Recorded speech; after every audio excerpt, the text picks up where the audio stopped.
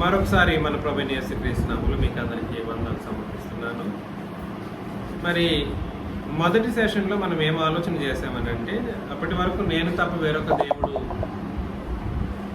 లేడు, ఉండకూడదు అని ఆజ్ఞాపించినటువంటి తండ్రిని దేవుడు ఒకానొక కాలం రాబోతుంది, ఆ కాలంలో నా ఆత్మను పంపిస్తాను,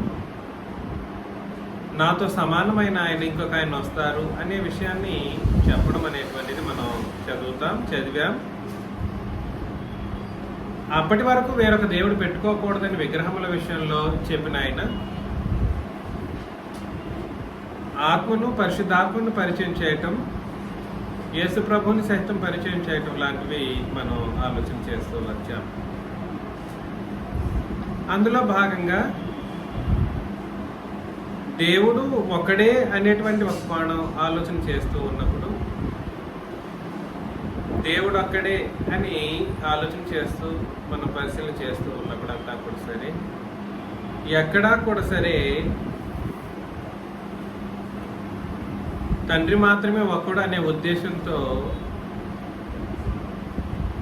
మాట్లాడకుండా యేసు ప్రభువుని కూడా దేవుడు అనే ఉద్దేశాన్ని కూడా గుర్తించబద్దులమై ఉన్నాం. దేవుడు ఒక్కడే అనే కోణంలో ఆలోచన చేస్తూ ఉన్నప్పుడు తండ్రి మాత్రమే దేవుడు కాదు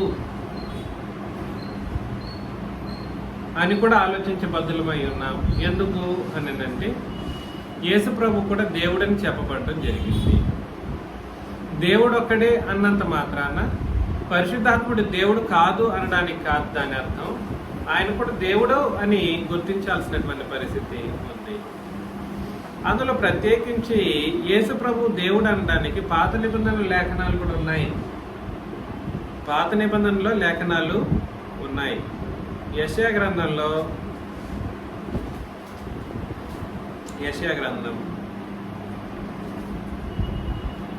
7వ అధ్యాయం 14వ వచనంలో, యెషయా గ్రంథం 7వ అధ్యాయం 14లో, కాబట్టి ప్రభువు తానే ఒక సూచన మీకు చూపును, ఆలకించుడి, కన్యక గర్భవతి అయి కుమారుని కని అతనికి ఇమ్మానుయేలను పేరు పెట్టును. ఇమ్మానుయేలు అని అక్కడ రాసి, అక్కడ క్రింద ఏమని రాశాడో ఆన్లైన్లో వాళ్ళు చెప్పొచ్చు. ఆన్లైన్లో వాడు ఇమ్మానుయేలను పేరు పెట్టును అని అన్నాడు కదండి. దేవుడు ఏంటి ప్రసాద్ గారు నిద్రపోతున్నారు? ఆన్లైన్లో ఉండే వాళ్ళంటే మీరు ఆన్లైన్లో ఉన్నారు. ఏమండి, కృష్ణ గారు, బెంజమిన్ అంకుల్ గారు, లక్ష్మయ్య గారు, చదవండి, వచనం చదవండి, తీసి చూడట్లేదు.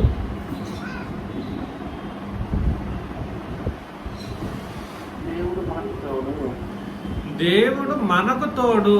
ఇమ్మానుయేలు అనే పదానికి అర్థం ఏమిటనంటే, దేవుడు మనకు తోడు. దేవుడు తోడైనను గాక అట్లాంటి కాదు, అది ఎంత తప్పుడు మాటలు. కళ్ళు తెరిచి చదవాలి. అంతకోసమే విద్యా విహీనులు అంటే చదువు పిహెచ్డీలు, ఎంఎస్సీలు, ఎంబీఏలు ఇవి కాదు విద్యా విహీనత అంటే. అక్కడ చెప్పబడింది ఏదో కళ్ళు చూసి చదవాలి, అది విద్య అంటే. ఇప్పుడు ఇమ్మానుయేలు అనే పదానికి అర్థం చెప్పమంటే ఒక్కొక్కరు ఒక్కొక్క మాట అన్నారు. ఎందుకు? చూడకుండా చదివినందుకు, చూడకుండా చెప్పినందుకు. కాబట్టి అక్కడ ఏం చెప్పబడిందో నేను కళ్ళారా చదవండి చూసి అని అన్నాను. అది విద్యా విహీనత. చూసారా? దేవుడు మనకు అంటే అర్థం ఏమిటంటే, యేసు ప్రభు పుట్టినప్పుడు ఆయనకి ఇమ్మానుయేలు పేరు పెట్టినప్పుడు ఆయన పుట్టుకను బట్టి, ఆయన పేరును బట్టి ఆయన ఎక్కడైతే ఉన్నారో ఆ మనుషులకు ఆయన ఏమై ఉన్నారు? దేవుడిగా ఉన్నారు. దేవుడు అక్కడే అనే మాటకు అర్థము కేవలం మన భౌతిక ఆలోచన ప్రకారం వెళ్లకుండా వెళితే త్రిత్వ సిద్ధాంతం వైపు వెళతారు. ముగ్గురు కలిసి ఒక్కడి దేవుడిగా పరిచయం చేసుకున్నారంటారు. లేకపోతే తండ్రి మాత్రమే దేవుడు అనే కోణంలో వెళ్లకుండా కూలంకషమైనటువంటి విధానంలో అన్ని పరిశీలన చేసి ఆలోచన చేయబద్దులమై ఉన్నాం. దేవుడు ఒక్కడే అనే సబ్జెక్టు కొంచెం అర్థం చేసుకోవడం కొరకు యేసుప్రభు యొక్క దేవత్వాన్ని సైతం మనం పరిశీలన చేయవలసిన అవసరత మనకుంది. దేవుడు మనకు తోడు. ఆయన పుట్టినప్పుడు ఆయనకి పేరు ఏం పెట్టాలి? ఇమ్మానుయేలు. ఆయన ఇంతవరకు ఆ పేరుతో ఎవరైనా పిలిచారా ఇశ్రాయేలీల్లో? పిలవలేదు. ఎందుకు తెలుసా? ఆయన్ని దేవుడని అంగీకరించాల్సిన అవసరం వస్తుంది. యేసు ప్రభువుని దేవుడని అంగీకరించవలసిన అవసరత వాళ్ళకు వస్తుంది. కాబట్టి ఇమ్మానుయేలు అనే పేరు ఆయనకు పెట్టబడిన అన్నప్పటికీ కూడా సరే, పెట్టును అని అన్నాడు. ఇమ్మానుయేలు అనే పేరు పెట్టును. అర్థమవుతుందా? యెషయా గ్రంథం 8:8 కూడా పక్కనే యెషయా గ్రంథం 8:8 చదువుతారా? పొర్లి ప్రవహించును, అవి కృతికిల లోతగును. ఇమ్మానుయేలు పక్షి తన రెక్కలు విప్పినప్పటి వలె దాని రెక్కల వ్యాపకము నీ దేశ వైశాల్యమంతటను వ్యాపించును. కాబట్టి మత్తయి సువార్త 1వ అధ్యాయం 22-23 వచనాలు కూడా చదివినప్పుడు, మత్తయి సువార్త 1వ అధ్యాయం 22-23, ఇదిగో కన్యక గర్భవతి అయి కుమారుని కనును, ఆయనకు ఇమ్మానుయేలను పేరు పెట్టుదురు అని ప్రభువు తన ప్రవక్త ద్వారా పలికిన మాట. ఇప్పుడు ఎవరు పలికించారు ఆ మాటను? తండ్రిని దేవుడనే ప్రభువు, నేను తప్ప వేరొక దేవుడు లేడు అని చెప్పిన ఆయన ఏం చేస్తున్నారంటే, తన ప్రవక్తల ద్వారా ఇంకో మీకు తోడుగా ఉండబోయే దేవుడు రాబోతున్నాడు. ఎలాగా? మీకు తోడుగా ఉండబోయే దేవుడు రాబోతున్నాడు అని ఆయన పరిచయం చేయడం ఎలా ఉంది? ఎవరు పలికించారు ఆ మాటని? ప్రభు తన ప్రవక్తల ద్వారా పలికిన మాట నెరవేరినట్లు ఇదంతయు జరిగిను. ఇమ్మానుయేలను పేరు నాకు భాషాంతరం దేవుడు మనకు తోడని అర్థము. కాబట్టి పరిస్థితి ఏమిటంటే, ఏ దేవుడైతే నేను తప్ప వేరొక దేవుడు లేడని చెప్పారో, అనగా దేవుడిని నేను మాత్రమే, నేను ఒక్కడనే దేవుడిని అని చెప్పుకున్న ఆయన ఏం చేశారు అనంటే, ఇంకో దేవుడిని మీకు తోడుగా ఉంచబోతున్నాను. ఎలాగా? ఇంకో దేవుడిని మీకు తోడుగా పంపిస్తున్నాను, పుట్టబోతున్నారు ఆయన, ఆయనకు ఆ పేరు పెట్టాలి, ఆయన ఆ విధంగా మీరు అంగీకరించాలి, మా దేవుడు నాతో పాటు ఉన్నారు అని ఆయన మీరు అంగీకరించాలని ప్రభుని యేసుక్రీస్తుకు ఆ పేరు పెడతారు. ఆయన పరిచయం చేసి ఎలా ఉంది? బాగుందా? లేదంటే మనం ఊహాగానాలతో ఆలోచన చేయడం బాగుందా? కాదు. ఇక్కడ వచ్చిన గొడవ ఏమిటంటే, మానవులు యేసు ప్రభు పుట్టుకలోనే ఆయన పేరు ఇమ్మానుయేలు అనే పేరు పెట్టబడేటువంటి ఒక పరిస్థితిని విరమించారు. ఆ ఇశ్రాయేలీయులు విరమించారు. ఇప్పుడున్న దౌర్భాగ్యులైన క్రైస్తవులు. యేసు ప్రభు యొక్క దేవత్వాన్ని తృణీకరించేవాడు ఎవడైనా కూడా సరే నరకప్రాయుడు. విగ్రహారాధకునికి యేసు ప్రభు యొక్క దేవత్వాన్ని తృణీకరించేవాడికి ఎటువంటి తేడా లేదు. ఎవరెవరికి తేడా లేదు? విగ్రహారాధకునికి యేసు ప్రభు దేవుడు కాదు అని చెప్పేవాడికి ఎటువంటి తేడా లేదనమాట. వాడి అజ్ఞానం వలన వాడు వెళ్ళిపోతుంటే, బుద్ధిహీనత వలన నేను చేసుకున్న దాన్ని నేను ఆరాధన చేయడం అనే, లేదా ఎవడో చేసిన దాన్ని నేను ఆరాధన చేయడం అనే ఆలోచన వాడు లేకపోగా, సాక్షాత్తు తండ్రిని దేవుడు నేను తప్ప వేరొక దేవుడు లేడని ఒక్కడు అని తను తాను చెప్పుకున్న ఆ దేవుడే యేసు ప్రభువు దేవుడని చెబుతూ, నేను ఆ దేవుడిని మీకు మధ్యలో ఉంచబోతున్నాను. ఏ దేవుణ్ణి? యేసుక్రీస్తు అనే దేవుణ్ణి మీ మధ్యలో ఉంచబోతున్నాను అని చెప్పినటువంటి ఆ మాటను అర్థం చేసుకోలేని వాళ్ళు, అదేవిధంగా నా ఆత్మను కృమ్మరించిపోతున్నానని చెప్పి ఆ మాట నా దేవుడే కదా పరిచయం చేసింది. ఈ మాటను అర్థం చేసుకోలేకుండా ఒకడేమో ముగ్గురు కలిసిన దేవుడు అంటాడు, ఒకడేమో దేవుడు యెహోవా మాత్రమే దేవుడు అంటాడు. ఇంతకీ యెహోవా అనే దేవుడు క్రొత్త నిబంధనలో ఉన్నాడంటే లేడు. ఇంకా చెప్పాలంటే నో, ఇంక యెహోవాగా ఆయన ఉండడు. బుద్ధిహీనత అంటారా? లేదంటే ఇదేమన్నా చదువుకున్నోళ్ళు చెప్పే మాటలుగా ఉన్నాయంటారా? ఇప్పటికి ఇంత టెక్నాలజీ పెరిగినప్పటికీ దేవుని యొక్క లేఖనాలను పరిశీలన చేయడానికి ఆయన అనుగ్రహం అవసరం. కాబట్టి టెక్నాలజికల్గా వెళ్ళడం కాదు ఇక్కడ కావాల్సింది. It won't happen in that way.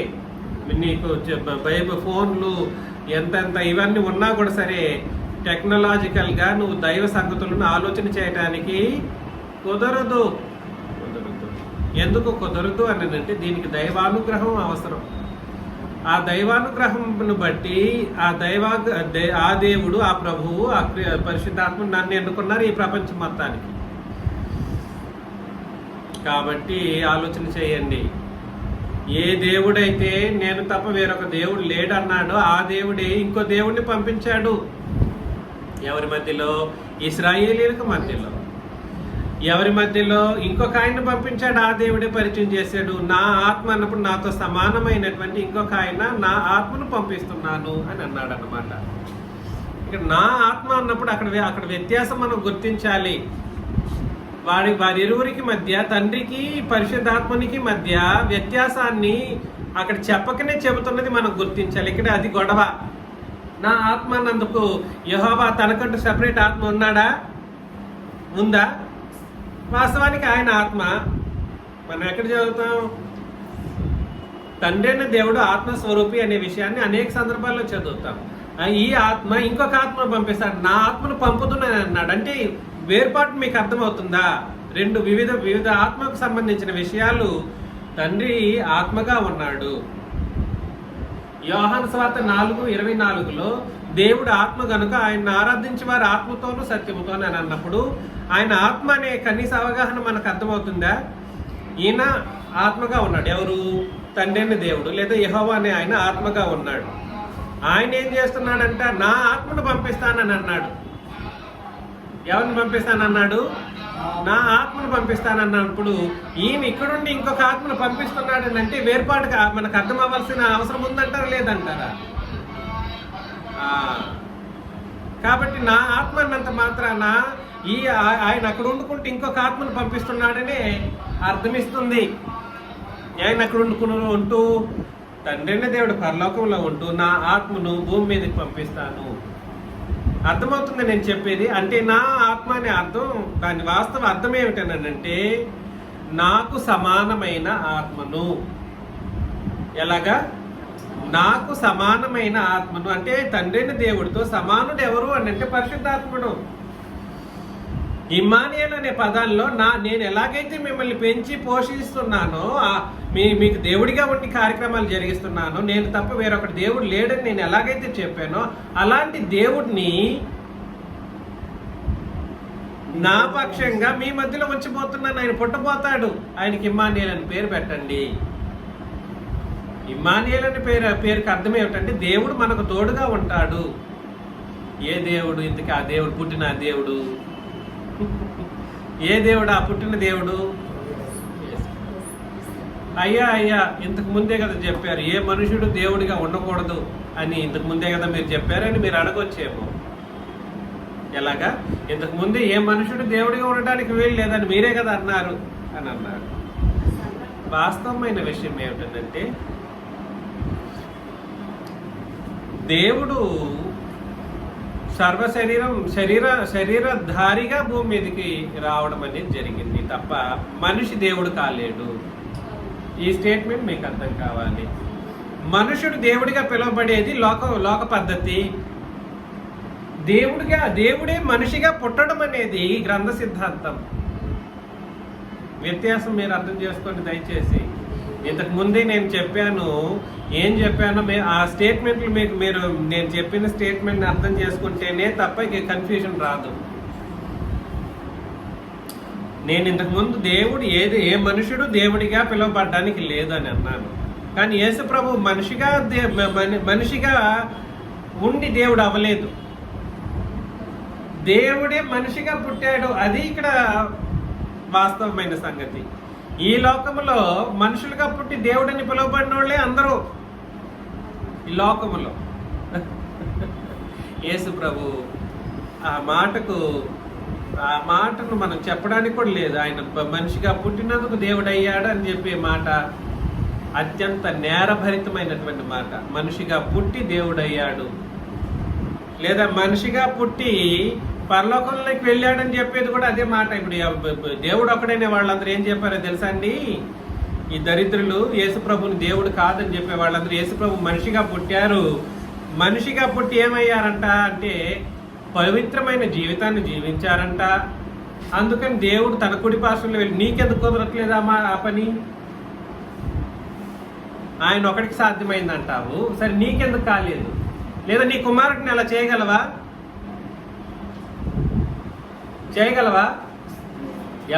ఎవడి కుమారుడినైనా నేను ఒకవేళ నాకు పుట్టింటే కూడా సరే, నేను కూడా ఖచ్చితంగా నా కుమారుడిని యేసు ప్రభు లాగా పెంచేది కుదరదు. ఎందుకు అని అంటే ఇక్కడ వ్యత్యాసం, అది ఇక్కడ కొట్టే వ్యత్యాసం అన్నమాట. నాకును, నా బోధకును, దేవుడు నన్ను ఎన్నుకున్నాడు అనడానికి ఉన్నటువంటి బోధకును, లోకపు బోధకును తేడా అన్నమాట. ఏమిటి అని అంటే, యేసు ప్రభు దేవుడు శరీరాన్ని ధరించాడు. ఎలాగా? యేసు ప్రభు అనే దేవుడు శరీరాన్ని ధరించాడు, అంతే తప్ప ఆయన నరుడిగా పుట్టి దేవుడు కాలేదు, లేదా నరుడిగా పుట్టి పరలోకం పోలేదు. ఒకవేళ నరుడిగా పుట్టి పవిత్రంగా బ్రతికాడు కాబట్టి పరలోకం పోయాడు అని ఎవడైనా చెబితే, వాడి మొహం మీద ఒక చెప్పు దెబ్బ కొట్టి, చెప్పు దెబ్బ కొట్టి, మొహం మీద చెంప దెబ్బ కాదు, మొహం మీద చెప్పు దెబ్బ కొట్టి, మరి నీ కుమారుడిని రెడీ చేయాలా చూద్దాం, జరుగుతుందా? ఎవడు కూడా ఆ ఛాలెంజ్ని ఒప్పుకోలేడు. నీకెందుకు కుదరలేదు? అంతగా మరి ఎందుకు జరగట్లేదు? నేను ఈ మాట్లాడినందుకు నన్ను నానా హింసాత్మకమైనటువంటి తిట్లతో నన్ను సత్కరించారు ఒక గ్రూప్ ఆఫ్ ప్రజలు. నా సామాన్యంగా నన్ను తిట్టలేదు. కాన్ఫరెన్స్లో ఒక 10 మంది వండుకొనేసి అసలు తిట్టారంటే తిట్టారు, అంత నానా విధమైన తిట్లు. ఇదే విధానంలోనే దేవుడు ఒక్కడే అని చెప్పుకుంటూ ముగ్గురిని కలిపి దేవుడు అని చెప్పిన మరొక బ్యాచ్ ఉంది. మనకు తెలిసిన మొన్న కూడా అతనితో డిబేట్ చేశాను సుబ్బలమ్మ గారి విషయంలో. వాళ్ళ బ్యాచ్ వాళ్ళు ఎంత తిట్టారో ఐ డోంట్ కేర్. వాళ్ళు తిట్టినంత మాత్రాన నాకేమి, నేనే ఆపోయేది లేదు, నేను నన్ను భయపెట్టినంత మాత్రాన భయపడిపోయేది ఏమీ లేదు. My tongue will never stop preaching the truth. కాబట్టి నేనేం చెప్పడానికి ప్రయత్నం చేస్తున్నానంటే, దేవుడు ఒక్కడే అనే మాటకు అర్థమేమిటో మనం సరైన విధానంలో గుర్తించాలి. దేవుడు ఒక్కడే అనే మాటకు అర్థాన్ని సరైన విధానంలో గుర్తించాలి. ఇప్పటి వరకు ఏం ఆలోచన చేశాము? ఏంటి మనం ఇప్పటి వరకు ఆలోచన చేసింది?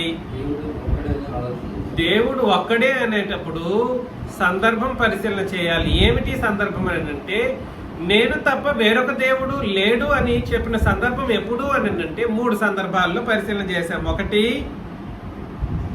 ఒకటేమిటి? విగ్రహాలను లేదా అన్ని దేవతలను ఆరాధన చేస్తూ ఉన్నప్పుడు, ఇశ్రాయేలీయులు అన్ని దేవతలను ఆరాధన చేస్తున్నప్పుడు నేను తప్ప వేరొక దేవుడు మీకు ఉండకూడదని చెప్పిన సందర్భం. రెండవ సందర్భం ఏమిటి?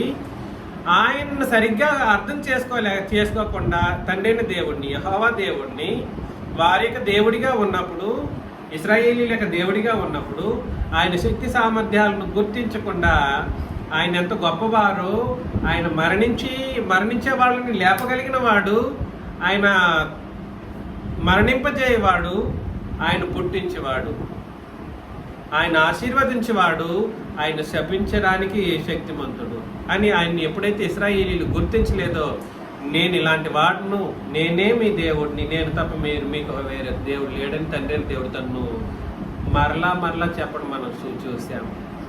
మూడవ సందర్భంలో నేను తప్ప వేరొక దేవుడు అనుకుంటూనే పరిశుద్ధాత్ముడు అనే దేవుడిని మీ మధ్యలో ఉంచిపోతాను, ఆయన రాబోతాడు. సందర్భం మారుతుంది అక్కడ. ఏంటి? అంత్య దినములలో అన్నాడు. 1, 2 ఎప్పుడు? సమస్త జనుల మధ్యలో ఇలాంటి కార్యక్రమం జరగబోతుంది. సమస్త జనులు అనే పదజాలం ఉపయోగించబడినప్పుడు, అదేవిధంగా ఆయన యేసుప్రభు యొక్క పుట్టుకప్పుడు కూడా సరే, నేను తప్ప వేరొక దేవుడిని అని చెప్పిన ఆయన, నేనేం చేయబోతున్నానంటే, ఇమ్మానుయేలు అనే మరొక దేవుడిని మీ మధ్యలో ఉంచిపోతాను. దాని అర్థం ఏమిటి అని అంటే, దేవుడు మనకు యేసుప్రభు పుట్టాడంటే వాళ్ళు ఎలా ఫీల్ అయి ఉండాలండి ఇశ్రాయేలీలు? అబ్బా, నా దేవుడు నా దగ్గరికి వచ్చేసాడు, నాతో పాటు. ఎలాగా? ఆ స్టేట్మెంట్ ఒకడు ఆడాడు, ఒక ముసలోడు. ఏమన్నాడంటే, నేను ఒంటరిగా ఉండను, నాతో పాటు నా దేవుడు ఉన్నాడు అని. కాదురా బాబు, ఇక్కడ చెప్పిన ఆయన ఇంకొక ఆయన ఉన్నాడు. ఏమన్నాడు? దేవుడు తోడుగా ఉండే ఒక పరిస్థితి ఎవరికి సంబంధించింది? యేసు ప్రభువుకి సంబంధించింది. దేవుడు తోడుగా ఉండడం అనే మాట ఎవరికండి? ఇమ్మానుయేలు పేరు అనే పేరు ఎవరికి పెట్టడం జరుగుతుంది? యేసు ప్రభువుకి పెట్టడం జరుగుతుంది. ఆయన తోడుగా ఉండబోతారు. ఎలా ఉండబోతారు? దేవుడిగా ఉంటూ తోడుగా ఉండబోతారు. కాదంట, తండ్రి వీడితో పాటు ఉంటాడంట. ఎక్కడ చెప్పాడు అట్లాగా? What sort of nonsensical preachings are those? ఆలోచన చేయండి దయచేసి. ఇట్లాంటి టాక్సిక్ ఉపదేశాలు మంచిది కాదు. చాలా చాలా టాక్సిక్ ఉపదేశాలు ఇవన్నీ. అత్యంత ముఖ్యంగా దేవుడు ఒక్కడే అని చెప్పేటువంటి పరిస్థితుల్లో ప్రాముఖ్యమైనటువంటి విషయంలోకి మనం వెళదాం. ఇర్మియా గ్రంథం 31 నుండి 34 వచనాలు మనం చదివినప్పుడు, ఇర్మియా గ్రంథం 31 నుండి 34 వచనాలు, ఇదిగో నేను ఇశ్రాయేలు వారితోనూ యూదా వారితోనూ క్రొత్త నిబంధన చేయి దినములు వచ్చుచున్నవి. ఇదే యెహోవా వాక్కు. అది ఐగుప్తులో నుండి వారిని రప్పించుటకై నేను వారిని చేయి పట్టుకున్న దినమున వారి పితరులతో నేను చేసిన నిబంధన వంటిది. కాబట్టి పాత నిబంధన వేరు, క్రొత్త నిబంధన వేరు. ఆ నిబంధన వంటిది కాదంట ఇది. ఏ దేవుడు చెప్తే నీకు ఎట్ట ఎక్కుతుందో నాకు తెలియదండి. ఇంక యెహోవా దేవుడే చెప్పాడు. పాత నిబంధనలో ఆయనకైనా చెప్పిన మాట ఇది. ఆయన చెప్పిన మాటలైనా నమ్ముతారా ఈ మనుషులు? క్రైస్తవులు అంటే వాళ్ళు క్రైస్తవులు కాదులేండి. ఇంకా ఆ పేరుతో పిలవడం జరిగింది కాబట్టి నేను ఉపయోగిస్తున్నాను. నేను వారి పెనిమిటినైనను వారు నా నిబంధనను భంగము చేసుకొనిది, ఇదే యెహోవా వాక్కు అని అన్నాడు. ఆయన పెనిమిటి అంటే ఎవరండి? పెనిమిటి అంటే ఎవరు? పెనిమిటి అంటే ఎవరు? భర్త. ఎవరి భర్త ఆయన? ఇశ్రాయేలు. నేను వారి పెనిమిటినైనను వారు నా నిబంధనను ఏం చేసుకున్నారు? భంగము చేసుకొనిరి, ఇదే యెహోవా వాక్కు. కాబట్టి నా నిబంధనలో వాళ్ళు ఏనాడు నిలవలేదు. ఏమిటి కారణం? పెనిమిటి అని ఒక పరిశుద్ధమైనటువంటి మాట. పెనిమిటి అని అంటే తప్పుగా ఆలోచన చేసే పద్ధతి కాదండి దయచేసి. పెనిమిటి అని అంటే పవిత్రతకు మూలం. భర్త భార్య మధ్య సంబంధం అనేది అత్యంత పరిశుద్ధమైన పవిత్రమైనటువంటి బంధం అన్నమాట. ఈ పరిశుద్ధతకు సంబంధించి నేను వారి పెనిమిటినైనను వారు నా నిబంధనను భంగం చేశారు. దేన్ని భంగం చేశారు? ఎలాగా? ఆ నిబంధన ఇచ్చేటప్పుడే నేను ఇప్పుడు ఇంతకుముందు చదివాను. ఏమని చదివాను? చూసాము. నిబంధన ఇచ్చినప్పుడే నా ఆజ్ఞలను ఇస్తూ ఏం చెప్పాడనంటే, ఆయన ఆజ్ఞలు ఇస్తూ నేను తప్ప వేరొక దేవుడు మీకు ఉండకూడదు అన్నప్పుడు వాళ్ళు ఏం చేశారంటే, ఒక 100 సంవత్సరాలు బాగా బ్రతికేవాళ్ళు, 101వ సంవత్సరానికి ఇంకో దేవుడు వచ్చేవాడు, ఇశ్రాయేలీ. అప్పుడు ఆయన భార్యాభర్తల మధ్య నిబంధన ఏం చేయబడింది? భంగం చేసుకున్నారు. ఇంకో 50 సంవత్సరాల తర్వాత ఇంకో దేవుడు, ఇంకో బొమ్మ పెట్టుకునేవాళ్ళు. వికారమైన బొమ్మ ఉంటుంది. ఎట్లాంటి బొమ్మ? వికారం, భయం వచ్చేటట్లు ఉంటుంది అన్నమాట బొమ్మ. ఇంకో చోట వెళితే పిల్లి లాంటిదే ఉంటుంది, పిల్లిలాగా కనబడుతుంది, కానీ పిల్లి కాదు, అది ఏదో కూడా తెలియదు. అది అట్లాంటి ఒక బొమ్మ ఒకటి. ఇశ్రాయేలీలండి. నేను ఇక్కడ ఇప్పుడున్న ఎవరినో చెప్తున్నానని కాదు సుమి. ఇంకో చోటకి వెళితే సూర్యదేవుడినో ఆరాధన చేసేవాళ్ళు. అలాగా వీళ్ళు ఇశ్రాయేలీలు అత్యంత దారుణంగా పెనిమిటినైనను అని అంటే అంత పవిత్రమైనటువంటి బంధాన్ని కలిగి తండ్రి దేవుడు వాళ్ళని ప్రేమించినప్పుడు ఆ ప్రేమను అర్థం చేసుకోకుండా వాళ్ళు భంగం చేసుకుంటూ ఇతర బయలు దేవతలను చేసుకుంటూ వచ్చారు. ఆ విషయంలో ఆ మాటను మార్చేస్తాడనమాట. ఈ దినములైన తర్వాత 33 ఈ దినములైన తర్వాత అంటే ఇశ్రాయేలీలకు ఆ నిబంధన ఉన్నంత కాలం అని అర్థం అన్నమాట. ఏ నిబంధన?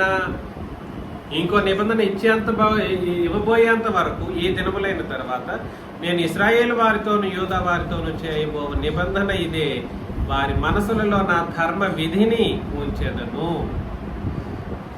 వారి హృదయం మీద దాన్ని వ్రాసేదను. యెహోవా వాక్కు ఇదే. నేను వారికి ఏమై ఉంటాను? అదండి ఇక క్రొత్త నిబంధనలో ఆయన ఏమై ఉంటారు?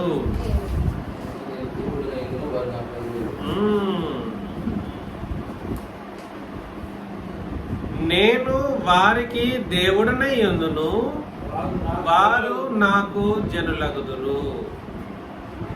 వారు మరి ఎన్నడను యెహోవాను గూర్చి బోధనందుదమని తమ పొరుగు వారికి కానీ తన సహోదరులకు కానీ ఉపదేశము చేయరు. బహుశా నేను పుట్టి పెరిగింది ఆంధ్రప్రదేశ్లో కాబట్టి నా కోసమే బైబిల్ రాశాడేమో, నా ద్వారా చేయించాలని తెలుగులో సరైన విషయాలు రాయించాడేమో అనిపిస్తుంది కొన్ని సందర్భాల్లో. ఎందుకో తెలుసా? ఇక యెహోవాను గురించి బోధన అందదము అని తమ పొరుగువానికి కానీ తమ సహోదరులకు కానీ ఉపదేశం చేయరంట. ఏ కాలంలో? ఏ కాలంలో? క్రొత్త నిబంధన కాలములో. క్రొత్త నిబంధన ఇచ్చేసిన తర్వాత యెహోవాను గురించిన బోధ ఆగిపోతుంది. అంటే ఇక యెహోవా అనే పేరు ఉపయోగములో ఉండదు. ఈ మాటని మీరు ఇంగ్లీష్లో చదివినా తప్పుగా ఉంటుంది. ఆఖరికి హెబ్రీ భాషలో చేయబడినటువంటి ట్రాన్స్లిటరేషన్స్ కూడా తప్పుగా ఉంటాయి అన్నమాట.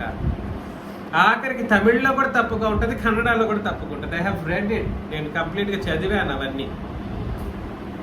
ఒక తెలుగులో ఎంత అద్భుతమైనటువంటి పదజాలము, ఎంత కరెక్ట్ అయిన ట్రాన్స్లిటరేషన్స్ ఉన్నాయి తెలుసండి. ఇంత ట్రాన్స్లేషన్స్ ఏ ఇతర భాషల్లో కూడా చేయబడలేదన్నమాట. తెలుగు ఎంత పర్ఫెక్ట్గా ట్రాన్స్లిటరేట్ చేయబడిందో మీరు అందరూ చేసుకోండి. కాబట్టి నేను వారికి ఏమై ఉంటాను ఇక మీదట?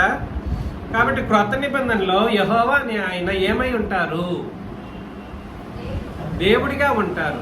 వచనం చదివి మాట్లాడండి. అందుకే అవిద్యావిహీనత అంటే చదువు గురించి కాదు, ఇక్కడ ఉన్నదాన్ని చూసి మాట్లాడాలనేది. అప్పుడే నాకు కోపం వస్తుంది అలా చెప్పినప్పుడు. పదజాలాలు కరెక్ట్గా మాట్లాడాలి. నేను వారికి దేవుడినై ఉందును, వారు నాకు జనులగుదురు. మరి వారు ఎన్నడను యెహోవాను గూర్చి బోధనందుదమని తమ పొరుగు వారికి కానీ తమ సహోదరులకు కానీ ఉపదేశము చేయరు. నేను వారి దోషములను క్షమించి వారి పాపములను ఇక ఎన్నడను జ్ఞాపకము చేసుకొనను గనుక అల్పులేమి ఘనులేమి అందరూ వీళ్ళు క్రొత్త నిబంధన అనేది అందరికీ, సర్వలోకానికి, సమస్త జనులకు, సర్వ సృష్టికి. సర్వలోకము, సమస్త జనులు, సర్వ సృష్టి అంటే జంతువులు, ఈ మేకలు, ఈ పక్షులు, కోళ్ళు కాదు. సర్వ సృష్టి అంటే ఈ జెండర్ ఈక్వేషన్స్ అని చెప్పబడినటువంటి అన్ని సృష్టిలు. అంటే వాళ్ళు నపుంసకులు కావచ్చు, వాళ్ళు పురుషులు కావచ్చు, స్త్రీలు కావచ్చు, ఇంకేదైనా కోఎఫిషియంట్ లాంటివి ఉంటే కూడా సరే, మానవులుగా పుట్టిన, మనిషిగా పుట్టిన సమస్త సృష్టి అని అర్థం అన్నమాట. వాళ్ళందరికీ ఉపయోగించబడినటువంటి నిబంధన ఏ నిబంధన? క్రొత్త నిబంధన. ఆ క్రొత్త నిబంధనలో యెహోవాని ఆయనకి మీద యెహోవాగా ఉంటాడు. మరి ఏమైనా ఉంటాడు? దేవుడిగా ఉంటాడు. వారు నా జనులగుదురు. ఎవరు? ఈ నిబంధనలోనికి వచ్చే వాళ్ళు ఎవరైనా కూడా సరే ఆయన ప్రజలు, ఎవరైనా కావచ్చు. సృష్టి అంటే ఈ సృష్టిని, ఆ మొక్కను తీసుకెళ్ళి, అంత పెద్ద మొద్దుని తీసుకెళ్ళి బాప్తిసం రక్షణ ఇవ్వడం కాదు దీని అర్థం. సర్వసృష్టి అంటే, సర్వసృష్టికి నిబంధన ఇవ్వబడింది అని అంటే, ఈ మొక్కలకి రక్షణ, ఈ ఇంటికి రక్షణ, ఇంటిని తీసుకెళ్ళి ముంచి బాప్తిసం ఇవ్వడం, ఇదిగా సృష్టి అంటే. సృష్టి అంటే అర్థం ఏమిటి? మానవునిగా లేదా మనిషిగా పుట్టిన స్త్రీ, పురుష, నపుంసక, ఇంకేదైనా కూడా సరే మనిషి రూపాల్లో కలిగి ఉన్న వాళ్ళు ఎవరైనప్పుడు సరే, మాట జ్ఞానం కలిగిన వాళ్ళు ఎవరైనా ఏం చేయబడాలి? క్రొత్త నిబంధన ప్రకారం తండ్రిని ఏమని పిలవాలి? యెహోవాని ఏమని ఇక మీదట పిలవాలి? ఆయన నా దేవుడు. ఏమని పిలవాలండి? దేవుడని పిలవాలి. నేను ఇక మీదట దేవుడిగానే ఉండబోతున్నాను. ఇక మీదట నేను ఏమై ఉంటాను? దేవుడినై ఉంటాను. వాళ్ళు ఏమై ఉంటారు? నా జనులగుదురు. ఈ విషయాన్ని క్రొత్త నిబంధనలో చెప్పేశాడు. హెబ్రీయులకు రాసిన పత్రిక 8వ అధ్యాయం 6 నుండి 11 వచనాలు చదివినప్పుడు, హెబ్రీయులకు రాసిన పత్రిక 8వ అధ్యాయం 6 నుండి 11, ఏ దేవుడైతే చెప్పాడో ఆ దేవుడే చెప్పేస్తున్నాడు. మరలా ఈయన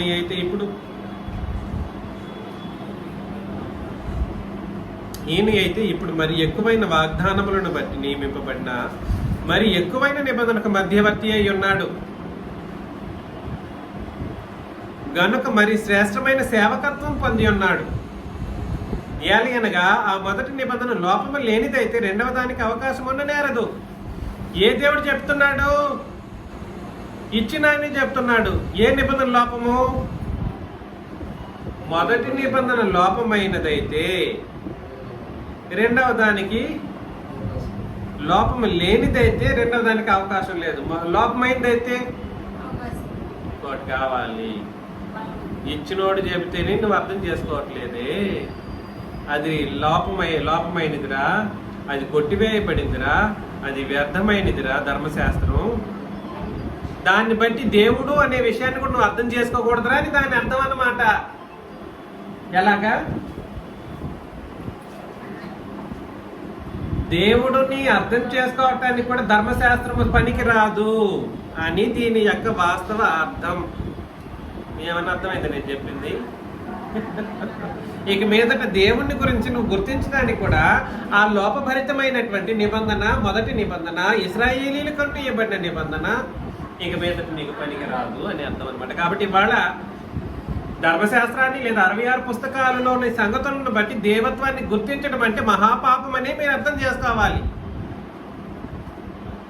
66 పుస్తకాలను బట్టి దేవుడు ఇలా ఉంటాడు అలా ఉంటాడని చెప్పుకుంటూ ఉపదేశాలు చేసే వాళ్ళందరూ అత్యంత ప్రమాదకరమైనటువంటి విధానంలో తమ విశ్వాసాలను కట్టుకుంటూ గాలిలో పొగలేసినట్లుగా పొగ ఎట్లా గాలిలో కలిసిపోతుంది అలాగే కలిసిపోయే ప్రమాదంలో తయారయ్యారన్నమాట. కాబట్టి నేనేం చెప్పడానికి ప్రయత్నం చేస్తున్నానంటే, మొదటి నిబంధన లోపమైనదైతే, లోపం లేనిదైతే రెండవ దానికి అవకాశం ఉండనేరదు. కాబట్టి దేవుడని నువ్వు గుర్తించడానికి నీకున్న ఏకైక నిబంధన ఏ నిబంధన అని అర్థం చెప్పండి? క్రొత్త నిబంధన. నేను క్రొత్త నిబంధన అంటే 66 పుస్తకాలను కలిపిన బాధ క్రొత్త నిబంధన అంటే ఇదేమైనా బుద్ధి కలిగిన వాళ్ళు మాట్లాడినట్లుందా? నేను ఇలా మాట్లాడుతున్నందుకు రెచ్చగొట్టి మాట్లాడుతున్నానని ఫీల్ అవుతారేమో, కానీ వాస్తవానికి అట్లా కాదు. అది సత్యబోధ అలాగే ఉంటుంది. ఆలోచన చేస్తే మంచిది, మీకు మంచిది. ఖండించేవాడు ఇలాగే మాట్లాడతాడు, లేకపోతే ఎలా ఖండిస్తాడు? నవ్వుతూ ఖండిస్తాడండి. ఎవడైనా నవ్వుతూ ఖండిస్తాడా? ప్రేమగా చెప్పాలంటే ఎట్లా ప్రేమగా చెప్తారు? How do you think it is been preached with love. అపోస్తలులకి క్రొత్త నిబంధన ఇచ్చినప్పుడు ఏమని చెప్పమని చెప్పారు? ఖండించుచు, తప్పు దిద్దుచు, గద్దించుచు అని అన్నాడు అన్నమాట. తప్పుని దిద్దడం అని అంటే నీకు గద్దించకుండా ఎలా తప్పు దిద్దుతావు? తప్పు దిద్దకుండా. తప్పు దిద్దడం అనేది గద్దింపుకును ఖండనకును సాధ్యమైనది. నువ్వు ప్రేమకు కూర్చొని ఎంతకాలం చెప్తూ ఉంటే వినకుండా సంతోషంగా వాళ్ళు నవ్వేసి తినేసి వెళ్ళిపోతూ ఉంటారు. అంతే. ఏం లాభం ఉంటుంది? ఏమీ లాభం ఉండదు. కాబట్టి చదివేద్దాం. హెబ్రీ పత్రిక 8వ అధ్యాయం 8 నుండి. అయితే ఆయన ఆక్షేపించి వారితో ఇలాగూ చెప్పుచున్నాడు. ఆక్షేపించి అనే మాట అక్కడ చెప్పలేదు సుమి. ఎక్కడ చెప్పలేదు తెలుసా? ఎక్కడ చెప్పలేదు. ఇర్మియా 31:31లో ఆక్షేపించి అనే మాట ఉపయోగించలేదు. ఎందుకు అని అంటే చూడండి, నేను మరలా 7వ వచనం నుండి, అనగా ఆ మొదటి నిబంధన లోపము లేనిదైతే రెండవ దానికి అవకాశం ఉండనేరదు. అంటే అది లోపమైనది, ఇది సంపూర్ణమైనది. లోపము సంపూర్ణం. ఎప్పుడైనా కూడా సరే నిబంధనాత్మకంగా పరిశీలన చేయాలి నిబంధనలోని సంగతులను. అయితే ఆయన ఆక్షేపించి వారితో ఇలా చెప్పుచున్నాడు. ఎవరితో? ఇశ్రాయేలు వారితో. ఎందుకు ఆక్షేపిస్తున్నాడు? ఏమని ఆక్షేపిస్తున్నాడు? ఆక్షేపించడం అంటే ఏమిటి? వ్యతిరేకించటం. కాదు. ఆక్షేపించి అంటే మీరు ఏమనుకుంటున్నారు నా గురించి? ఇంకా యెహోవాగా ఉంటున్నాను అనుకుంటున్నారు? కాదురా బాబుల్లారా. ఎలాగా? ఆక్షేపించి అని అంటే అర్థం ఏమిటంటే ఇంకనూ నేను యెహోవాగా ఉండబోయేది లేదురా. మీరేమనుకుంటున్నారు? ఎల్లప్పుడూ నేనే మీ దేవుడిని అనుకుంటున్నారు. ఇంక యెహోవాగానే నేను ఉంటున్నాను అనుకుంటున్నారు. కాదు. ఆక్షేపించి వారితో ఇలాగూ చెప్పుచున్నాడు ప్రభువు ఇట్లా, నేను ఇదిగో ఒక కాలం వచ్చుచున్నది, అప్పటిలో ఇశ్రాయేలు ఇంటి వారితోనూ యోధా ఇంటి వారితోనూ నేను క్రొత్త నిబంధన చేయుదును. ఏ నిబంధన? క్రొత్త నిబంధన చేయదు. అది నేను ఐగుప్తు దేశంలో నుండి వీరి పితరులను వెలుపలికి రప్పించుటకై వారిని చేయి పట్టుకొని దినమున వారితో నేను చేసిన నిబంధన వంటిది. కాబట్టి ఇంకా నిబంధనను బట్టి దేవుణ్ణి ఎరగాలి అనే కనీస అవగాహన మనుషులకు ఉండాలి అన్నమాట. దేన్ని బట్టి ఎరగాలి దేవుణ్ణి? నన్ను తప్ప ఎవడైనా చెప్పాడా? దేవుణ్ణి ఎరగాల్సిన విషయంలో నిబంధనే ప్రాముఖ్యమని ఎవడు చెప్పాడు ఇప్పుడు ప్రపంచం మొత్తానికి? ఎవడైనా చెప్పాడా? క్రొత్త నిబంధన ప్రామాణికంగా చేసి మాట్లాడిన ఉపదేశకుడు ఎక్కడున్నాడు? కాబట్టి వారు నా నిబంధనలో నిలవలేదు కనుక నేను వారిని అలక్ష్యం చేసి తినని ప్రభువు చెప్పుచున్నాడు. ఆ దినములైన తర్వాత ఇశ్రాయేలు ఇంటి వారితో నేను చేయబో నిబంధన ఏదనగా, ఏది? వారి మనసులో నా ధర్మ విధులను ఉంచుదును, వారి హృదయముల మీద వారిని వ్రాయుదును, నేను వారికి అది. కాబట్టి దేవుడు ఒక్కడే అని అంటే అర్థం ఏమిటో నీకు అర్థం కావాలి. ఏమిటి అర్థం? దేవుడు ఒక్కడే అని అంటే అర్థం ఏమిటంటే క్రొత్త నిబంధనలో తండ్రి దేవుడై ఉండబోతున్నారు. ఏమై ఉండబోతున్నారు? యెహోవా ఆయన ఏమై ఉండబోతారు? దేవుడై ఉండబోతారు. దేవుడై ఉండబోతారు అని అంటే ఇక దేవుడు ఒక్కడంటే దాని అర్థం ఏమిటి? దేవుడై ఉండబోతారు క్రొత్త నిబంధనలు అంటే దేవుడు ఒక్కటంటే అది అర్థం ఏమిటి? ఆయన ఒకడే అని అర్థం అన్నమాట. ఆయన ఒకడే అంటే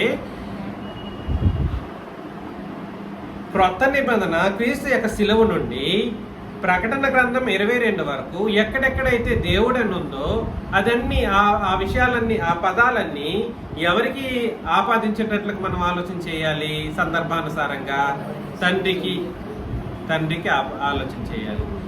ఆ తండ్రికి ఆలోచన చేస్తూ ఉన్నప్పుడు ఆ తండ్రి అయినటువంటి దేవుడు ఒక్కడే అనే పదం ఉపయోగించినప్పుడు కూడా ఆయన ఒకడే అని ఆలోచన చేయాలి. ఎవరు ఒకడే? తండ్రి ఒకడే అని ఆలోచన చేయాలి. తిరిగి యేసుక్రీస్తుని దేవుడు అని ఆయన ఒకడే అని చెప్పడానికి అక్కడ ఉద్దేశించింది కాదు, అక్కడ చెప్పబడింది. లేదా పరిశుద్ధాత్ముడు దేవుడు అన్నందుకు యెహోవా ఈయన ఇద్దరు కలిసి ఒకడన్నట్టుగా కూడా ఆలోచన చేయడానికి దేవుడు ఒక్కడే అనే పదజాలాన్ని ఎలా అర్థం చేసుకుంటున్నామనంటే ఇక మీదట క్రొత్త నిబంధనలు ఈయన దేవుడిగా ఉండబోతారు. ఎలాగా? దేవుడిగా ఉండబోతారు. కాబట్టి ఈయన ఒకడే. ఎవరు ఒకడే? తండ్రి మాత్రమే ఒకడు. ఎలాగా? తండ్రి మాత్రమే ఒకడు అనే ఉద్దేశంతోనే దేవుడు ఒకడని రాశాడు. తండ్రి మాత్రమే ఒకడు అనే ఉద్దేశంతో దేవుడు ఒకడు అనే పదజాలం, దేవుడు ఒక్కడే అనే పదజాలం ఉపయోగించడం జరిగింది. అంటే ఆయన వ్యక్తిగతంగా ఒకడే ఉన్నాడు. ఎలాగా? దేవుడు ఒక్కడే అంటే అర్థం ఏమిటంటే ఇక మీదట క్రొత్త నిబంధనలో నేను ఉంటాను. ఏమై ఉంటానంటే దేవుడిగా ఉండబోతాను. ఎవరికి? ఈ ప్రజలకు దేవుడిగా ఉండబోతాను. ఈ ప్రజలుగా ఉండబోతున్నప్పుడు నేను దేవుడు ఒక్కడనే ఉంటాను అని అన్నప్పుడు దాని అర్థం ఏమిటనంటే నేను మాత్రమే దేవుడు కాదు, నేను ఒక దేవుడినే. ఎన్ని దేవుడిని? ఒక్కడనే దేవుడిని. కానీ ఇక్కడ యేసు ప్రభు పరిశుద్ధాత్ముడు పిక్చర్లోకి తీసుకురాకూడదు. దేవుడు ఒక్కడే అన్నప్పుడు తండ్రి మాత్రమే ఒక్కడు అనే ఉద్దేశాన్ని తెలియజేస్తుంది. కానీ యేసు ప్రభుని పరిశుద్ధాత్ముడిని పిక్చర్లోకి తీసుకొచ్చినప్పుడు యేసు ప్రభుని దేవుడని పదజాలంతో వాడబడినటువంటి మాటలు ఉన్నాయి, పరిశుద్ధాత్ముడిని దేవుడని చెప్పబడినటువంటి రెఫరెన్స్లు ఉన్నాయి. కాబట్టి దేవుడు ఒక్కడేనంటే అర్థం ఏమిటనంటే ఇక మీదట యెహోవా ఏమిగా ఉండబోతారు? క్రొత్త నిబంధనలో దేవుడిగానే ఉండబోతారు. కాబట్టి ఇక దేవుడు ఒక్కడే అన్నప్పుడు ఇంక తండ్రి అయిన దేవుడి గురించి ఆలోచన వెళ్ళిపోవాలన్నమాట. ఆయన దేవుడు ఒకడే ఉండబోతున్నారు, ఆయన ఒకడే దేవుడిగా ఉండబోతున్నారు. అదేవిధంగా యేసు ప్రభు దేవుడు అనే పదజాలం ఆయనకి ఉపయోగించబడింది కాబట్టి ఆయన కూడా ఒకడే, ఆయన కూడా ఒకడే. అదేవిధంగా పరిశుద్ధాత్ముడు కూడా దేవుడిగా ఉన్నారు కాబట్టి ఆయన కూడా ఒకడే. ఇందులో దేవుడు ఒక్కడే అనే మాట ఎందుకు ఉపయోగించడం జరిగిందంటే ఇక యెహోవాగా ఆయన ఉండబోయేదిలే, దేవుడిగా ఉండబోతాడు కాబట్టి దేవుడు ఒక్కడే అనే పదజాలం ఉపయోగించబడింది. ఏం చెప్పాను? దేవుడిగా ఉండబోతాడు. ఇంక మీదట యెహోవానే క్రొత్త నిబంధనలో దేవుడిగా ఉండబోతాడు కాబట్టి దేవుడు ఒక్కడంటే యెహోవా ఒక్కడే అని దాని అర్థం అన్నమాట. అప్పటి నుండి చెప్పుకొచ్చాడుగా నేను తప్ప వేరొక దేవుడు లేడు అనే కోణంలో ఇక్కడ దేవుడు ఒక్కడే అంటే యెహోవా తప్ప వేరొక దేవుడు లేడు అనే ఉద్దేశాన్ని ఇండైరెక్ట్ గా చెబుతూ మాట్లాడుతున్న సందర్భం. అన్నంత మాత్రాన యెహోవా యేసుక్రీస్తు దేవుడు కాదనడానికో పరిశుద్ధాత్ముడి దేవుడు కాదనడానికో ఉద్దేశించబడిన మాట కాదు. అన్ని దేవతలతో పోల్చని ఇంక ఏ దేవతలతో పోల్చని ఇక్కడ దేవుడు ఒక్కడే అనేటువంటి పదజాలం తండ్రికి మాత్రమే ఉద్దేశించినటువంటి మాట. ఎవరికి మాత్రమే ఉద్దేశించిన మాట? యెహోవా అని చెప్పబడిన పాత నిబంధనలు యెహోవా అని చెప్పబడిన ఆయన క్రొత్త నిబంధనలో దేవుడిగా ఉండబోతారు కాబట్టి ఆయన ఒక్కడే దేవుడు, లేదా ఆయన మాత్రమే ఒక దేవుడు, ఆయన మాత్రమే ఒక దేవుడు, ఆయన మాత్రమే ఒక దేవుడు. ఇంకొక ఆయన యేసు ప్రభువుకి సంబంధించిన లేఖనాలు చాలా ఉన్నాయి. యేసు ప్రభువుకి సంబంధించిన లేఖనాలు రోమపత్రిక 9:5 కావచ్చు, తీతుకు రాసిన పత్రిక 2:12-13 వచనాలు కావచ్చు, అపోస్తుల కార్యముల్లో కావచ్చు, ఆ తర్వాత మొదటి యోహాను పత్రిక 5వ అధ్యాయంలో కావచ్చు, 5వ అధ్యాయం 20-21 వచనాలు, ఆ తర్వాత 2వ తిమోతి 3:16 కావచ్చు, 1 తిమోతి 3:16 కావచ్చు, ఆ తర్వాత అపోస్తుల కార్యములు 2:20 అధ్యాయం 28వ వచనం కావచ్చు, దేవుడు స్వరక్తం ఇచ్చి సంపాదించిన అనే మాట కావచ్చు. ఇవన్నీ యేసు ప్రభు యొక్క దేవత్వాన్ని స్థిరపరిచే రెఫరెన్స్లు. కొలసి పత్రిక 2వ అధ్యాయము 9వ వచనం 8-9 వచనాలు కావచ్చు, దేవత్వం యొక్క సర్వ పరిపూర్ణత సంపూర్ణముగా ఆయన శరీరము ధరించి ఉంది అని చెప్పేటువంటి మాట కావచ్చు.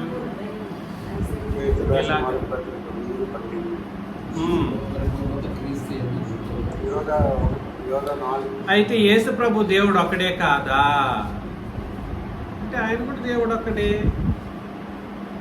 ఎలాగా? యేసు ప్రభు దేవుడు ఒక్కడే కాదా అంటే ఎస్, ఆయన కూడా దేవుడు ఒక్కడే. పరిశుద్ధాత్ముడి దేవుడు ఒక్కడే కాదా? దేవుడు ఒక్కడే అనేది వ్యక్తిగతంగా ఆలోచన చేయవలసిన విషయం అండి. వ్యక్తిగత ప్రత్యేకత ఈ పదం మీరు రాసుకోండి. దేవుడు ఒక్కడే అనేటువంటి మాట లేదా ఒక్కడే లేదా ఒక్కటే అనేటువంటి పదజాలము వ్యక్తిగతంగా ఆపాదించవలసినటువంటి ఒక సంగతి. వ్యక్తిగతంగా అంటే నేను ఉన్నాను, నేను ప్రపంచం మొత్తానికి నేను ఒక్కడిని అంటే ఇది మనుషులు, మీరు అన్న మనుషులు కారనే. ఎట్లాగా? చిన్నరాజు ఒకడే మనిషి, నేను మనిషిగా నేను మనిషినే అని నేను అన్నప్పుడు నేను ఒకడే ప్రపంచం మొత్తానికి ఉన్నది. నువ్వు ఒక దేవుడు అని నువ్వు అనుకుంటే ఇతరులు వాళ్ళ దేవుళ్ళని వాళ్ళు రెడీ చేసుకున్నారు, వాళ్ళకి దేవుళ్ళు అవి. అవునా కాదంటారా? అందుకని దేవుడు ఒక్కడే అనే పదజాలాన్ని ఎప్పుడైనా కూడా సరే ఎలా అర్థం చేసుకోవాలి అని అంటే వ్యక్తిగత ప్రత్యేకతను సూచించడానికి ఉపయోగించబడినటువంటి మాటే దేవుడు ఒక్కడనే మాట. అద్వితీయ దేవుడు అనే మాట కూడా ఆ వ్యక్తిగతానికి సంబంధించింది. అద్వితీయ దేవుడు అనే మాట కూడా సరే వ్యక్తిగతానికి సంబంధించింది. ఎవరైతే దేవుడు ఒక్కడే అనేటువంటి మాటలో తండ్రి మాత్రమే ఒకడు అనే ఉద్దేశాన్ని కలిగి ఉండట్లేదు, వాళ్ళకి ఆయన తండ్రి కాదంట, దేవుడు కాడంట. ఆ ప్రజలు జనులని అక్కడ చెప్పాడు కానీ దేవుడు తండ్రిగా పిలువబడేటువంటి కోణంలో దేవుడు ఆ మనుషుల్ని ఏమని పిలవాలి? కుమారులని పిలవాలి. ఇక్కడ వ్యక్తిగత ప్రత్యేకత అనేది ఇక్కడ కొట్టొచ్చినట్లుగా కనబడుతుంది. ఎందుకు అని అంటే ప్రకటన గ్రంథం 21వ అధ్యాయంలో, ప్రకటన గ్రంథం 21 మొదటి నుండి 5 వచనాలు నేను చదువుతున్నాను. అంతటా నేను క్రొత్త ఆకాశమును క్రొత్త భూమిని చూచితిని. అంటే పరలోకం అన్నమాట ఇది. మొదటి ఆకాశమును మొదటి భూమియు గతించిపోయెను, సముద్రమును ఇక లేదు. మరియు నేను నూతనమైన యెరూషలేము అను ఆ పరిశుద్ధ పట్టణము తన భర్త కొరకు అలంకరింపబడిన పెళ్లి కుమార్తె వలె సిద్ధపడి పరలోకమందున్న దేవుని యొద్ద నుండి దిగి వచ్చుట చూచితిని. ఇప్పుడు పెళ్లి కుమార్తె ఎవరు? సంఘం. పురుషుడు ఎవరు? పెళ్లి కుమారుడు ఎవరు? పాత నిబంధనల పురుషుడు ఎవరు? యెహోవా దేవుడు. పెనిమిటినైనను నా నిబంధనలు భంగం చేస్తున్నారు. ఆ రాజ్యం ఎవరు? స్త్రీ. ఇశ్రాయేలు రాజ్యము స్త్రీ గాను, యెహోవా అనే ఆయన వాళ్ళ పురుషుడిగా లేదా పెనిమిటిగా. ఆ బంధం వేరు. ఈ బంధం వ్యభిచార బంధంతో ముడిపెట్టినట్లు చేసేసారు మానవ జాతి. ఇంకను యెహోవా దేవుడు నీకు పెనిమిటిగా ఉంటున్నారా? ఈ భౌతికమైన సంబంధ బాంధవ్యాలతో ముడిపెట్టకూడదు. ఎలాగా? భౌతికమైన ఇంకోడు అన్నాడు ఈ మధ్యకాలంలో, ఇంకా భౌతికమైన బంధాలని సంఘము యేసు ప్రభు అన్నయ్య అయితే మనకు సంఘం భార్య అయితే పరిశుద్ధాత్మక సంఘం వదిన అవుతుందా? తండ్రికి కోడలు అవుతుందా? ఇట్లా భౌతికమైన బంధాలను ముడిపెట్టి మాట్లాడి ఈ అజ్ఞానపు రీతిలో లేఖనాలను ఉపదేశించడం జరుగుతూ ఉందన్నమాట. ఇది కూడా ఈ మధ్యలో ఫేస్బుక్లో వాటిల్లో హల్చల్ అవుతూ ఉంది. ఏమిరా, ఎప్పుడైనా బంధం అనేది పవిత్రతకు సూచనగానే ఆలోచన చేయాలి తప్ప దాన్ని ఇతరత్ర బంధాలకు ముడిపెట్టి వ్యభిచారపు ఆలోచన విధానాలను సృష్టించడం అన్నది పద్ధతి కాదు. అసలు అలా కూడా ఊహించడానికి ఎలా వెళ్తుంది? అన్నయ్యని ఎవడో తప్పుడు బాధలు చేస్తే దాన్ని కౌంటర్ ఇవ్వడం కొరకు ఇతరత్ర బంధాలను సృష్టించినట్లుగా మాట్లాడటం కూడా సరే అత్యంత ప్రమాదకరమైనటువంటి ఉపదేశం అన్నమాట. కాబట్టి నేను నూతనమైన యెరూషలేము ఇది ఏది? సంఘం. పాతదైన యెరూషలేము కాదు, నూతనమైన యెరూషలేమును ఆ పరిశుద్ధ పట్టణం తన భర్త కొరకు అలంకరింపబడిన పెళ్లి కుమార్తె వలె సిద్ధపడి పరలోకమందున్న దేవుని యొద్ద నుండి దిగి వచ్చి చూచితిని. అప్పుడు ఇదిగో దేవుని నివాసం మనుషులతో కూడా ఉన్నది, ఆయన వారితో కాపురం ఉండును. దేవుడు ఎవరితో కాపురం ఉంటారు? మనుషులతో కాపురం ఉంటారంట. వారు ఆయన ప్రజలై ఉంటారు. ఎవరై ఉంటారు? వారు ఆయన ప్రజలయ్యుందురు. దేవుడు తానే వారి దేవుడయ్యుండి వారికి తోడయ్యుండును. ఇక మీదట తండ్రి అనే దేవుడు ఏమై ఉంటాడు? దేవుడయ్యుండి తోడై ఉంటారంట. ఈ మాట ఎక్కడో చదివినట్టు కూడా ఉంది. దేవుడు మనకు తోడు అని చెప్పినటువంటి ఆ పదజాలం, ఇమ్మానుయేల్ అనే పదజాలం అంటే సమానత్వాన్ని సూచిస్తుందా లేదా? క్రొత్త నిబంధనలో కూడా సరే, లేదా మనం పరలోకానికి వెళ్ళిపోయిన తర్వాత మన దేవుడు మనకు దేవుడిగా ఉంటారు. మన దేవుడు ఏమై ఉంటారు? మనతో పాటు కాపురం ఉంటూ, మనతో పాటు ఉంటూ. ఎంత అద్భుతమైనటువంటి జీవితము ఉండబోయేది. ఆయన వారి కన్నుల ప్రతి బాష్ప బిందువును తుడిచివేయును. మరణం ఇక ఉండదు. దుఃఖమైనను ఏడుపైనను వేదనైనను ఇకను ఉండదు. మొదటి సంగతులు గతించిపోయినని సింహాసనంలో నుండి వచ్చిన గొప్ప స్వరము చెప్పుట వింటిని. అప్పుడు సింహాసనాసీనుడై ఉన్నవాడు, ఇదిగో సమస్తమును నూతనమైనవిగా చేయుచున్నానని చెప్పెను. మరియు ఈ మాటలు నమ్మకమును నిజమునై ఉన్నవి గనుక వ్రాయుమని ఆయన నాతో చెప్పుచున్నాడు. మరియు ఆయన నాతో ఇట్లా, నేను సమాప్తమైనవి నేనే అల్ఫయు ఒమేగయు, అనగా ఆదియు అంతమునై ఉన్నవాడను. దప్పికొనవానికి జీవజలముల బొగ్గలోని జలమును నేను ఉచితముగా అనుగ్రహించును. జయించువాడు వీటిని స్వతంత్రించుకొను. నేను అతనికి దేవుడై ఉండును, కుమారుడు. ఇంతకు ముందేమో నా జనులు అని అన్నాడు, ఇక్కడేమో. కాబట్టి దేవుడు కుమారత్వం, దేవునికి కుమారత్వం అనేది ఎక్కడ సాధ్యమయ్యే ఒక మాట? పరలోకములో. దేవుడు దేవుడిగా ఉంటారు, భూమి మీద ఆయన జనులుగా మనం ఉంటాం. దేవుడు భూమి మీద మనం ఉన్నప్పుడు మన తండ్రిగా పిలుస్తున్నాం, మనం తండ్రిగా భూమి మీద ఉన్నప్పుడు పిలుస్తూ ఉన్నాం. కానీ దేవుడు తన స్టేటస్ని అలాగే మెయింటైన్ చేస్తారు పరలోకంలో. కానీ మనం ఏమవుతామనంటే అక్కడ కుమారులుగా ఉంటాం అన్నమాట. ఏమని అర్థమైంది నేను చెప్పింది?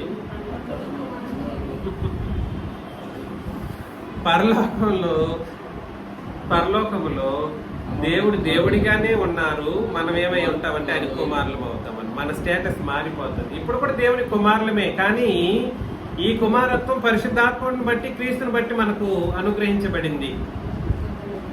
పరలోకానికి వెళ్ళిపోయిన తర్వాత ఆ కుమారత్వంలో మార్పు అనేది ఇక ఉండదు. ఇక్కడ ఈ భూమి మీద బ్రతికినంత కాలం ఈ కుమారత్వంలో మార్పు అనేది జరగడానికి అవకాశం ఉంది. ఈ కుమారత్వంలో మార్పు జరగడానికి అవకాశం ఉంది. ఏమని? మనం అన్ని బోధలు వినొచ్చు, ఈ నిబంధనల నుండి దూరం అయిపోవచ్చు. అర్థమవుతుంది నేను చెప్పేది? దేవుడు ఇక మీదట పరలోకంలో కూడా ఏమై ఉంటారని అంటే దేవుడిగానే ఉంటారు. మనము దేవుడికి ప్రజలుగాను కుమారులుగాను ఉండబోతాము పరలోకములో.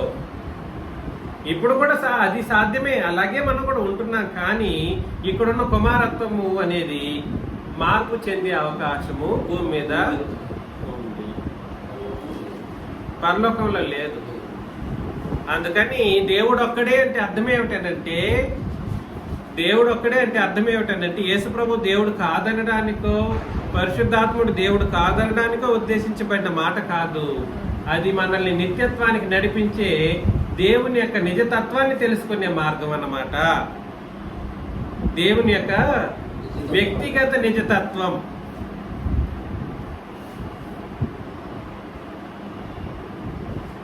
ఎవరైతే దేవుడు ఒక్కడే అన్నప్పుడు తండ్రిని దేవుడిగా స్వీకరిస్తారో, ఎలాగా? యెహోవా అనే పాత నిబంధనలో దేవుడు, క్రొత్త నిబంధనలో దేవుడిగా ఉన్నారు. ఆయన మాత్రమే ఒకడే దేవుడిగా ఉంటున్నారు. అంటే ఆయన ఒకడే దేవుడు అని అన్నప్పుడు యేసు ప్రభువుని దేవుడు కాదనడానికి కానీ పరిశుద్ధాత్ముడిని దేవుడు కాదనడానికి ఉద్దేశించబడిన మాటగా కాకుండా, ఆయన నాకు ఒకడే దేవుడు అన్నప్పుడు ఆయన నాకు ఒకడే తండ్రి అనే ఉద్దేశంతో ఆలోచన చేయగలిగిన వాడు అని అర్థం అన్నమాట. ఎలాగా? ఒకడే దేవుడు అన్నప్పుడు ఒకడే తండ్రి. అబ్బా, అది అర్థం చేసుకోవాల్సిన మాట. నాకు కుమారులే ఉందురు అన్నప్పుడు క్రొత్త నిబంధన తర్వాత రాబోయే యుగంలో దేవుడు ఒక్కడే అనే మాట తండ్రి ఒక్కడే అనే మాటతో సమానం. ఎలాగా? క్రొత్త నిబంధనలో దేవుడు ఒక్కడే అంటే అర్థం ఏమిటంటే తండ్రి ఒక్కడే. ఎవరు మాత్రమే ఒకడని అర్థం? తండ్రి మాత్రమే ఒకడు. తండ్రి ఒక్కడేనంటే యేసు ప్రభు తండ్రి కాడు అని అర్థం అన్నమాట. పరిశుద్ధాత్ముడు మనకు తండ్రి కాడు. అందుకని నాకు కుమారులై ఉంటారు అని అక్కడ నేను వారికి దేవుడినై ఉండును, వారు నాకు కుమారులై ఉండును. దేవుడికి కుమారులు అవ్వడం అనేది వాస్తవానికి సాధ్యమయ్యే విషయం కాదు. ఎవరికైనా తండ్రి ఉంటాడు, తండ్రి కుమారులు ఉంటారు, అంతేగాని తండ్రికి కుమారులు ఉంటారు కానీ దేవుడికి కుమారులు అనే మాట సాధ్యమయ్యే విషయం కాదు. పాత నిబంధన ప్రకారం దేవునికి కుమారులు అంటే దేవునితో సమానులని అర్థం అన్నమాట. ఎలాగా? పాత నిబంధన ప్రకారం యూద మతాచారం ప్రకారం దేవుని కుమారుడిని ఎవడు చెప్పుకున్నా రాళ్లతో కొట్టి చంపబడాలి. ఎందుకో తెలుసా? దేవునితో సమానమైన దేవుని కుమారుడు అని అంటే దేవునితో సమానమైన భావాన్ని తెలియజేస్తే ఒక పద్ధతి అన్నమాట. అందుకని దేవుడిగా ఉన్న దేవునికి కుమారత్వము అనే ఒక మాట అనేది సామాన్యమైనటువంటి మాట కాదు. ఆయన దేవుని కుమారత్వాన్ని మనకు అనుగ్రహిస్తున్నారు. కాకపోతే భూమి మీద అది ఎలా సాధ్యం అవుతుంది అని అంటే క్రీస్తుని బట్టి పరిశుద్ధాత్ముడిని బట్టి కుమారత్వం మనకు అనుగ్రహించబడినప్పటికీ అది శాశ్వతమైన లోకంలో ఆయనతో సమానమైనటువంటి పరిస్థితుల్లో ఆయన ఎలాగైతే యుగయుగాలు బ్రతకబోతున్నారో అదేవిధంగా మనం కూడా బ్రతకబోతాము. అధికారంతో కాదు, ఆయన అధికారం ఆయనకు ఉంటుంది, క్రీస్తు అధికారం క్రీస్తుకుంటుంది, పరిశుద్ధాత్మ యొక్క అధికారం ఆయనకు ఉంటుంది. వారి ప్రజలుగా మనం ఉండబోతాం. అందుకని దేవుడు ఒక్కడే అని అంటే అర్థం ఏమిటనంటే తండ్రి ఒకడే అనే ఉద్దేశాన్ని మనం అర్థం చేసుకోవాలి. దేవుడు ఒక్కడే అని అంటే అర్థం ఏమిటి? ఎలాగ తండ్రి ఒక్కడేనంటే ఆయన ఇప్పుడు చదివాం కదా 21వ అధ్యాయం 7వ వచనంలో, జయించువాడు వీటిని స్వతంత్రించుకొనును, నేను అతనికి దేవుడినై ఉండును, అతడు నాకు కుమారుడై ఉండును. అంటే తండ్రికి దేవుడికి సంబంధం వేరు కాదనే ఉద్దేశాన్ని మాట్లాడుతూ ఉన్నాడు. ఏమన్నా అర్థమైందా? దేవుడుగా ఉంటాడంట, మనం ఎలా ఉంటామంట? కుమారులంగా ఉంటామంట. అంటే అర్థం ఏమిటనంటే దేవుడు ఒక్కడేనంటే తండ్రి ఒక్కడైన ఉద్దేశాన్ని మనం సుస్పష్టంగా అర్థం చేసుకోవాల్సినటువంటి పరిస్థితి.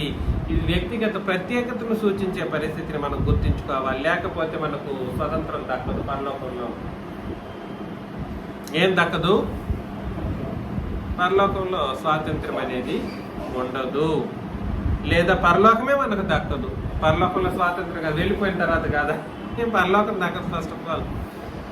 కాబట్టి భూమి మీద నీ విశ్వాసం ఏమిటి అని అన్నప్పుడు దేవుడు ఒక్కడే అని అంటే నీ ఆటోమేటిక్ ఆలోచన ఏమని వెళ్ళిపోవాలని అంటే అక్కడ యెహోవాగా ఉన్న దేవుడు క్రొత్త నిబంధనలో దేవుడిగా ఉంటారు.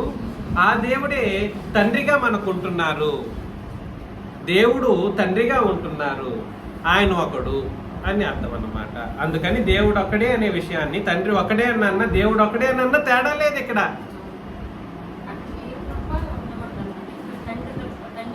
తండ్రి తప్ప తండ్రి ఒకడే అనే ఉద్దేశాన్ని మనం ఆలోచన కలిగి ఉండాలి. అన్నంత మాత్రాన తండ్రి అయిన యేసుక్రీస్తు తండ్రి కాడు, పరిశుద్ధాత్ముడు తండ్రి కాడు.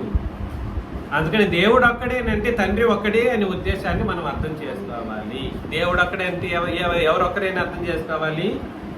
తండ్రి అనే దేవుడు మాత్రం, తండ్రి మాత్రమే ఒక్కడు మాకు అనే ఉద్దేశాన్ని మనం సుస్పష్టంగా అర్థం చేసుకోవాలి. మిగిలిన విషయాలను మనం లంచ్ తర్వాత పరిశీలన చేస్తాం. మీకు అందరికీ క్రీస్తు నామములో